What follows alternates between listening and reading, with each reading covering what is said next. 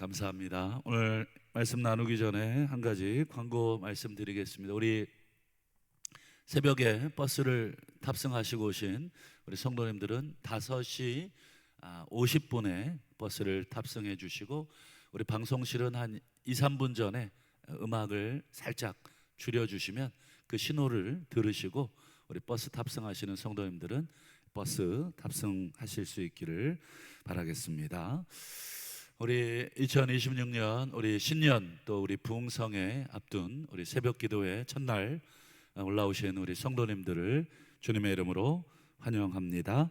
오늘 함께 보신 본문으로 화목의 씨앗을 심으라, 화목의 씨앗을 심으라 라는 제목으로 함께 말씀을 잠시 나누겠습니다. 여러분, 누군가와 화목한다는 것 또는 화해를 한다는 것은 생각만큼 쉬운 일은 아닙니다. 특별히 나에게 피해를 준 사람, 나에게 손해를 끼친 사람이라면 더욱 그 사람과 화목한다는 것, 화해한다는 것은 불가능까지는 아니지만 상당히 어렵습니다. 우리 잠언 18장 19절에도 보면 노엽게 한 형제와 화목하기가 견고한 성을 취하기보다 어렵다. 참 얼마나 어려운지를 우리 잠언이 우리에게 가르쳐 주고 있죠. 우리가 서로에게 이 노엽게 한, 분노를 일으킨 그런 경우가 있으실 텐데, 그 사람과 다시 이렇게 잘 지낸다는 게 얼마나 어려운가. 여러분, 세상 사람들이야 얼굴 안 보고 살면 그만이죠. 제가 저희 이렇게 초등학교, 중학교부터 이렇게 같이 신앙생활한 우리 친구들 모임이 한 30명 있는데, 나이가 50 넘고 그러니까 한 친구가 그러는 거예요. 이 두 친구가 잘 지냈는데 서로 좀 무슨 일인지 모르겠습니다만 서로 사이가 안 좋아졌고, 그래서 이 친구가 저에게 그 고민을 털어놓은 것입니다. 이 친구랑 좀 사이가 많이 멀어졌다.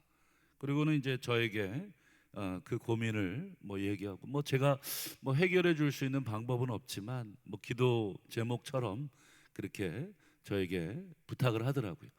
그래서 제가 기회가 되어서 이 반대편 친구에게 이 친구 얘기를 슬쩍슬쩍 이렇게 던져봤어요. 어떤 반응이 오는지 대략적으로 알 수 있지 않아요? 이 친구에 대한 이 감정이 좋지 않으면 이 말이 좋지 않습니다. 이 친구가 다른 친구에게 물어봤더니 이 친구에 대한 언사가 불편하더라고요. 제가 아는 척 하진 않았고, 그렇다고 굳이 막 이렇게 용서해라, 화해해라 이렇게 말할 수 있는 상황은 아니었습니다. 왜냐하면 이 마음에 분노가 아직 있는 것 같더라고요. 이 마음에 분노가 가득한 사람끼리 화해를 시킨다는 것은 이 아까 말씀드린 견고한 성을 빼앗는 것보다 어려운데 쉽게 되겠습니까? 근데 제가 깜짝 더 놀란 것은 한 친구가 그런 말을 하는 거예요. 야, 나이 50 먹어서 50 넘어서 모른 척하고 살면 되는 거지, 이런 말을 툭 내뱉어서 제가 상당히 놀랐습니다. 제가 왜 놀랐냐면 그래도 예수 믿는 친구들인데 전혀 이렇게 좀 화해를 하려는 노력을 하지 않고 꼭 세상 사람들처럼 말을 하더라고요. 야, 나이 50 넘어서 안 보고 살면 그만이지 뭘 굳이 화해를 하려 그래. 아주 어릴 때부터 이렇게 같이 잘 지냈는데 하나 틀어진 게 있겠죠.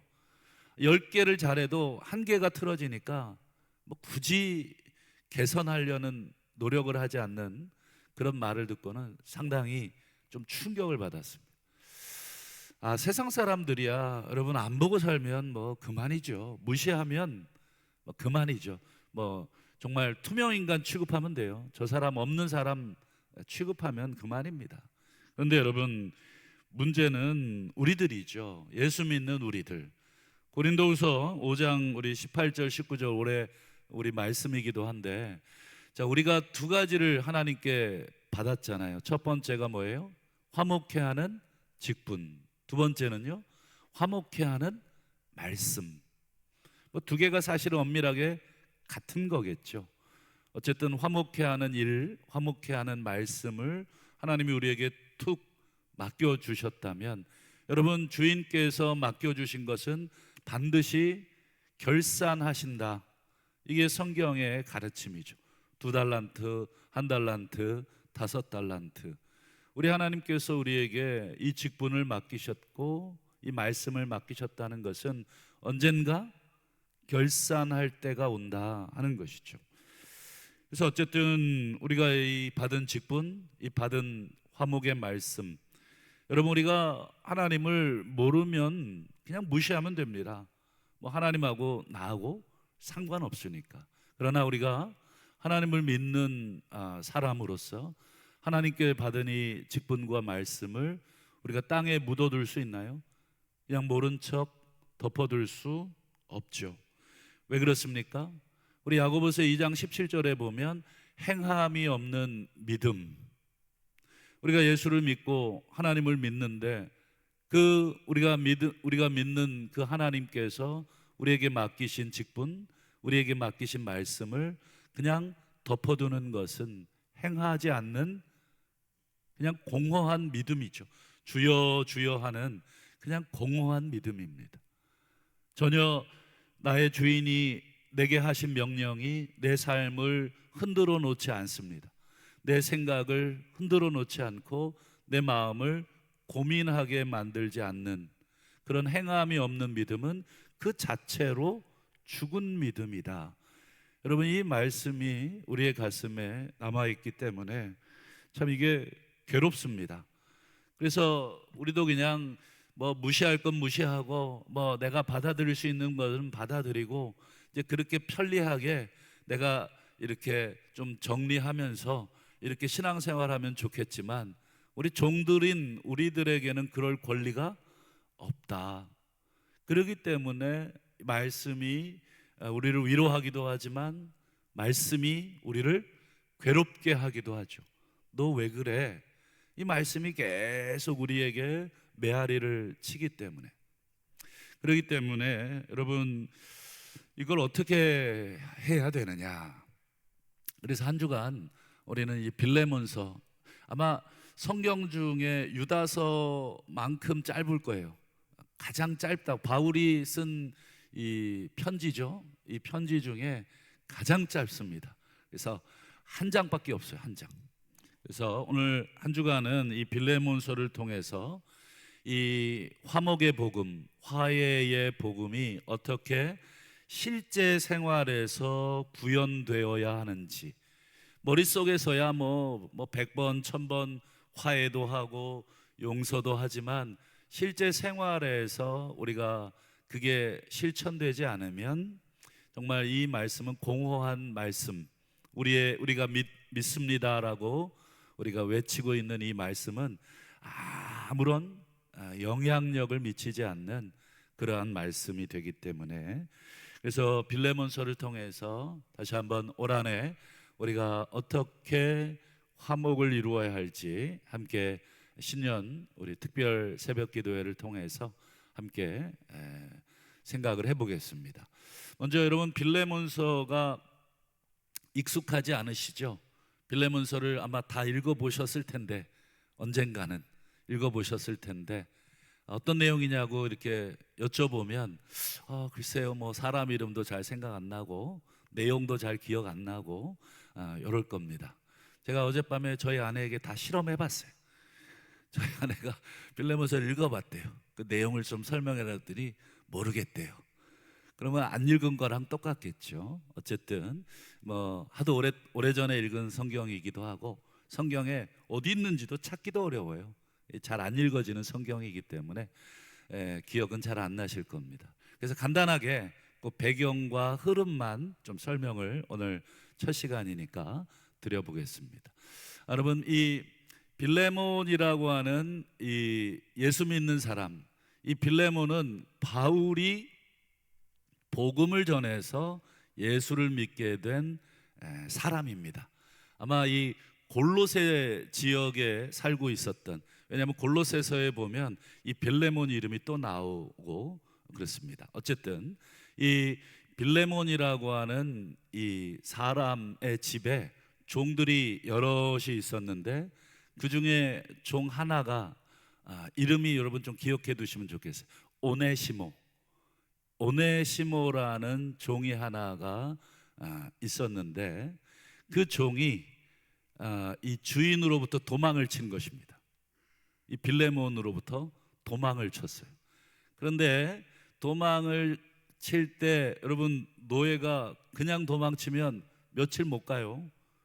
돈이 없으면 그 어떻게 살겠습니까? 그러니까 주인의 돈을 약간 훔쳐가지고 도망을 친 것입니다. 성경 나중에 보면 알게 되는데, 그런데 이 노예였던 오네시모가 보통 로마 시대의 노예가 여러분 도망쳐봤자 어디로 가겠습니까? 저 지하 세계로밖에 갈 길이 없어요. 이 노예라는 신분이 로마 세계에서는 분명합니다. 그리고 행색도 누가 봐도 노예죠. 그렇기 때문에 지하로 그리고 저 음지로 아마 밤에 이렇게 이동하다가 이게 우연인지 아니면 하나님의 섭리인지, 뭐 하나님의 섭리겠죠. 누구를 만나요? 그렇죠. 사도 바울을 만나는 것입니다. 이 사도 바울이 이 딱 행색을 보니까 노예입니다. 노예. 여러분 그 당시에 로마 사회에서 여러분 도망간 노예를 숨겨준다. 그러면 어떻게 되겠습니까? 법적으로 문제가 생깁니다. 그리고 도덕적으로도 문제가 생겨요. 이 주인으로부터 도망친 소유물이거든요. 이 소유물을 내가 지금 이 임의로 가지고 있는 것이기 때문에 도덕적으로도 욕을 먹어요. 그러니까 어떻게든지 간에 이 피할 방법이 없어요. 그러니까 사도 바울의 입장에서는 대략 난감이죠. 이걸 어떻게 해야 되나. 얘를 가만 보니까 누군가의 노예고 도망친 게 분명한데 이걸 주인을 찾아줘야 되나 아니면 쫓아내야 되나. 이 사도 바울의 입장에서 어떻게 해야 되겠습니까? 그렇죠. 이 사도 바울의 입장에서 화목해 하는 직분, 화목해 하는 말씀, 뭐 이런 직분을 받은 사람이잖아요. 사도 바울은 결국 이 오네시모를 받아들입니다. 받아들이는데 그 오네시모를 받아들이는 동안 어떻게 했겠어요? 그렇죠. 뭐 먹이기도 하고 또 돌보기도 했지만 동시에 그에게 복음을 전한 것입니다. 이 오네시모가 사도 바울의 이 전도를 받고 회심을 합니다. 그리고 예수를 믿게 된 것이죠. 근데 알고 보니까 이 노예였던 오네시모가 누구의 종이었냐면 사도 바울이 복음을 전해서 회심을 시켰던 빌레몬의 종이었어요. 그러니까 사도 바울은 졸지에 두 사람을 모두 알게 된 것이죠. 빌레몬도 알고 종이었던 오네시모도 알게 된 것입니다. 관계가 깊어지면 서로 속 얘기도 하게 되잖아요. 그래 알고 보니 두 사람은 주종 관계였고 더 나아가서 오네시모가 주인의 돈까지 훔쳐서 달아난 그 노예. 1세기 로마법에 의하면 달아난 노예는 주인이 즉결 처분할 수 있는 그런 상황이죠. 그러니 이게 굉장히 심각한 사회적 문제가 될 수 있는 그런 일입니다. 이 두 사람의 관계도 알고 그리고 두 사람의 관계가 좋게 해서 뭐 자유를 준 것도 아니고 돈을 훔쳐서 도망 나온 아주 불편한 빌레몬의 입장에서는 굉장히 화가 날 수 있는 자기의 소유 중에 하나였던 노예가 도망간 것도 분노하고 더군다나 자기의 돈을 훔쳐서 달아난 것은 더 용서할 수 없는 그런 상황. 그러니 여러분 두 사람의 관계가 어떻습니까? 굉장히 껄끄럽겠죠. 제가 만약에 사도 바울이었다면 모르겠다, 그냥 둘이 알아서 그냥 하든지 아니면 둘이 평생 모른 사람처럼 살든지, 저 같으면 그렇게 했을 가능성이 있어요. 왜냐하면 둘 사이에 끼어가지고 굉장히 곤란할 수 있습니다. 아까 제가 서두에 두 친구 사이에 제가 끼어가지고 굉장히 곤란하더라고요. 뭐 이 친구는 나에게 좀 제가 도움을 줬으면 하는 마음에 고민을 얘기했고, 제가 슬쩍 잽을 던져보니까 이 친구는 여전히 막 분개하고 있고, 여기서 내가 까딱 잘못했다가는 이 친구랑도 관계가 깨지겠다. 지금 바울도 마찬가지입니다. 빌레몬, 물론 복음을 자기가 전해서 회심한 사람이긴 하지만 이 둘의 관계는 주종 관계고, 시대는 21세기 대한민국이 아니라 1세기 로마 사회고, 이 모든 것들이 지금 너무 복잡하게 얽혀 있는 것이죠. 과연 바울은 이 두 사람을 어떻게 화목하게 할 것인가? 모른 척 할 것인가? 무시할 것인가? 아니면 자기가 할 수 있는 가장 최선의 방법을 찾을 것인가? 먼저 우리가 바울이 전했던 복음의 어떤 이 내용 중에 일부 하나를 좀 보겠습니다. 바울이 어떤 복음을 전했습니까? 뭐 예수 믿어 구원받아라, 이게 물론 가장 핵심적인 거지만 그 예수의 복음, 그 예수께서 이루신 복음, 하나님이 십자가를 통해서 이루신 복음을 설명해 놓은 곳이 있어요. 한번 우리 골로새서, 아까 우리 빌레몬이 살고 있는 그 골로새, 아마 골로새 교회는 빌레몬의 집에서 시작이 됐을 겁니다. 그러니까 이 빌레몬이라는 사람은 이 골로새 교회에 상당한 지분을 가지고 있는 그런 사람인데, 그 골로새 교회에 보낸 편지를 한번 보겠습니다. 우리 골로새서 3장 11절을 보실까요? 바울이 이렇게 얘기하죠. 거기에는 이 복음, 예수 복음에는, 하나님 복음에는 차별이 없다. 헬라인, 유대인, 그 다음 뒤에 보세요. 종, 노예죠. 자유인, 주인입니다. 주인과 노예, 종과 자유인 사이에도 차별이 없느니라. 아마 빌레몬이 이 편지를 읽으면서 자신이 데리고 있는 종들을 생각해 봤겠죠. 1세기 로마 사회의 주인과 노예들은 여러분 아시는 것처럼 그냥 소유물입니다. 내가 얘를 죽여도 돼요. 그러니 여러분, 그런데 그런 주종 사이의 관계가 차별이 없다? 이건 상당히 심각한 것입니다. 어쨌든 이 사도 바울이 전한 복음은 노예와 주인도 화해를 시킬 수 있는 복음이었다. 헬라인과 유대인, 이방인과 유대인만의 화해, 민족과 민족 간의 화해만이 아니라 사회적으로 주종 관계에 있던 그 사람들과도 화해를 할 수 있는 복음, 아니 더 정확하게 말하면 화해를 해야 하는 복음. 하나님과 우리 인간이 화해를 하셨듯이 우리 인간과 인간도 주인과 종이라 할지라도 얼마든지 화해를 해야 하는 복음. 이게 바로 바울이 가르친 복음이었습니다.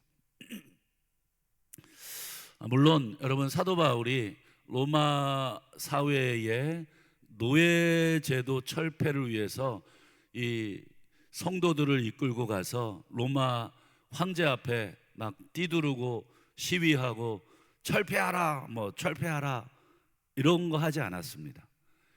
여러분, 그 당시에 사도 바울은 노예제도를 개인적으로는 반대했지만 제도적으로 이 노예제도를 뒤엎을 생각은 하지 않았습니다. 이유가 있겠죠. 그 제도가 좋아서가 아닙니다. 만에 하나 여러분, 그 제도를 그 당시에 급격하게 데모를 통해서 시위를 통해서 뒤집는다면 그 당시 로마 사회를 떠받치고 있던 대다수의 노예들은 지금으로 얘기하면 전부 무직자가 되는 것입니다. 그러면 먹고 살 길이 막막해지는 것입니다. 적은 임금이라도 주인에게 받는 임금을 통해서 먹고 살고 가족들을 부양하는 그런 사회였지 않습니까? 그런데 그들을 순간 해방시켜버리면 여러분, 주인들이 그들을 다 풀어주면 좋을 것 같지만 로마 사회는 철저하게 계급 사회입니다. 그렇기 때문에 이 노예들에게 일자리를 안 주면 노예들은 순간 다 죽게 돼 있습니다. 그리고 여러분, 급진적인 변화는 어떻게 보면 그 경제나 사회 시스템을 붕괴시킬 가능성이 높죠. 서서히. 그래서 여러분, 사도 바울이 쓴 방법이 있습니다. 사도 바울은 조용히 자기 집 앞에 이 화목의 씨앗 하나를 심는 사역을 한 것입니다. 띠두르고 데모하고 투서하고 막 청와대 게시판에 글 올려서 노예 제도를 철폐하고 온 교인들 다 버스에 동원해서 광화문에 집결, 이런 식으로 어떤 제도를 바꾼 사람이 아닙니다. 사도 바울은 조용하게 자기 앞마당에 씨앗 하나를 심는데 대표적인 구절을 하나 보겠습니다. 우리 골로새서 우리 4장 1절을 볼까요?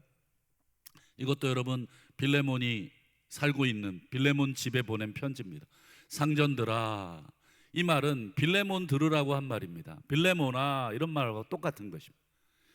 골로새 교회에 주인과 종이 있었겠죠. 그 중에 주인들에게 말하는 것입니다. 주인들아, 의와 공평을 종들에게 행하라. 노예들에게 의롭게 공평하게 행하라. 여러분, 계속 말씀드리지만 1세기 로마 사회의 노예는 소유물이기 때문에 의롭게 대할 필요도 없고 공평하게 대할 필요도 없는 존재입니다. 근데 여러분, 이 사도 바울은 정부를 향해서 데모하거나 시위한 것이 아니라 그저 자기가 복음을 전한 사람들, 자기와 사랑을 나눴던 그 사람들 몇 명 되지 않는 그 골로새 교인들을, 그 중에서도 몇 명 되지 않는 그 주인들에게 뭐라고 명령합니까? 그렇죠. 의와 공평으로 종들을 대하십시오. 이거는 직접적으로 노예제도 폐지 운동을 하지 않았지만 노예제도를 반대한 것입니다. 여러분, 노예제도, 아직은 공식적으로 이 사회가 노예제도가 있지만 여러분들 가정 안에서 여러분들이 부리는 종들은 노예로 대하면 안 되는 것입니다. 더군다나 우리가 어떤 복음을 받은 사람들입니까?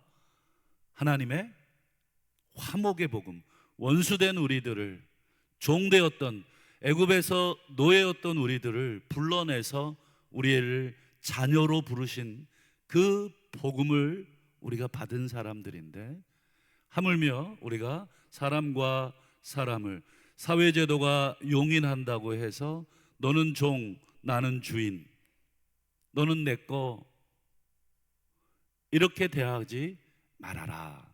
그러니까 여러분, 사도 바울의 전략은, 사도 바울의 방법은 누구에게서 배운 것입니까? 그렇죠. 정확하게 예수님께 배운 방법이죠. 예수님이 그렇게 하셨습니다. 여러분, 예수님이 이 땅에 3년 동안 공생애 하시는 동안 여러분 기껏해야 여러분 보잘것없는 12명 제자들 데리고 그들에게 하나님 나라를 가르쳤죠. 그나마도 그 제자들이 온전하게 예수님을 따르지도 못했던 그 12명에게 예수님은 집중하셨고 그들에게 말씀을 가르치신 것이 전부였죠. 그런데 여러분, 어떻게 됐습니까? 여러분, 예수께서 2000년 전에 심어두신 12명의 그 사람들, 보잘것없는 사람들 심령에 심어둔 그 하나님 나라의 화목의 복음이 10년, 100년, 1000년, 2000년 지나서 어떻게 됐습니까? 그렇죠. 그리고 여러분, 로마 사회에서 사도 바울이 심어놓은 그 화목의 씨앗, 노예제도를 철폐하는, 주인들아 의와 공평으로 종들을 대하라 라고 하는 그 씨앗 하나가 여러분 지금 이 사회에 어떻게 됐습니까? 노예제도는 이제 형식적으로 아마 노예제도를 갖고 있는 나라는 거의 없어진 것 아닙니까? 여러분, 우리나라의 경우도 어떻습니까? 뭐 초창기 선교사들의 눈에 비친 한국 사회는 뭐 노름에, 또 술에, 또 축첩제도에, 또 담배에, 뭐 온통 이 문제를 일으키는 사회적인 구조적인 그 모습이었는데, 선교사들이 뛰두르고 정부에 가서 금연운동 하라고, 축첩제도 폐지하라고 이렇게 하지 않았죠. 복음을 전했던 한 사람 한 사람들에게 축첩제도를 없애라고, 술 취하지 말라고, 노름하지 않아야 한다고, 이 하나님의 말씀을 그 한 사람 한 사람들에게 가르쳤고, 10년, 20년, 30년, 그리고 한 150년 지난 우리 한국 사회는 어떻습니까? 그렇죠. 교회를 중심으로, 성도들을 중심으로 얼마나 많은 것들이 사회적으로 인식이 변화됐습니까? 여러분, 제도를 통해서 사람을 바꾸는 방법이 아니라 한 사람 한 사람에게 그 복음을 심어주고 시간을 두고 물을 주고 기다리는 것, 그래서 그것이 바뀌는 것이다. 말씀을 맺겠습니다. 여러분, 하나님이 우리에게 원하시는 화목의 사역은 뭐 대단한 것을 요구하시는 것이 아니죠. 이제 나가서 우리나라의 남과 북, 동과 서 갈라진 대한민국 제도로 이거를 바꾸라고 시위하는 것도 아니고, 전 세계의 분쟁 중인 국가들 막 찾아가서 막 그들에게 막 피켓 들고 전쟁을 멈추시라고, 이렇게 한다고 전쟁이 멈춰지는 것도 아니죠. 우리 하나님이 원하시는 것은 바로 그냥 내가 살고 있는 사람하고 잘 지내는 것입니다. 먼저는 부부 간에 잘 지내셔야 됩니다. 그리고 부모 자녀 간에 잘 지내시는 것. 우리 부부 간에, 부모 자녀 간에 얼마나 불화와 갈등이 많습니까?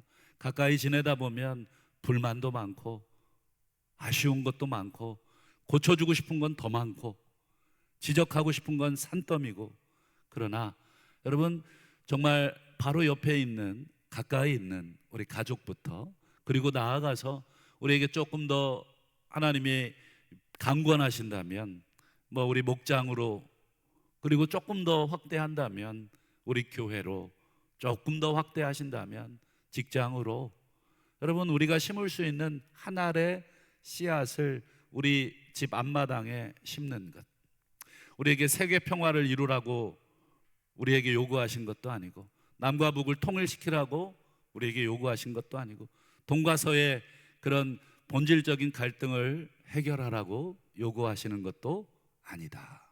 오늘 사도 바울처럼 이 빌레몬 한 사람에게 오네시모를 받아주어라, 이 명령 하나로 사도 바울은 로마 사회의 노예제도의 균열을 가하기 시작한 줄로 믿고, 바라기는 우리 2026년 올해 한 해 우리가 뛰두르고 화목 구호 3번 외친다고 화목해질 것이 아니라, 정말 우리의 가정에서 그 화목의 씨앗 하나를 내가 어떻게 심어야 될지, 그 심는 구체적인 방법은 이제 계속 우리가 빌레몬서를 읽어가면서, 바라기는 이번 한 주간은 우리 빌레몬서를 계속 묵상했으면 좋겠습니다.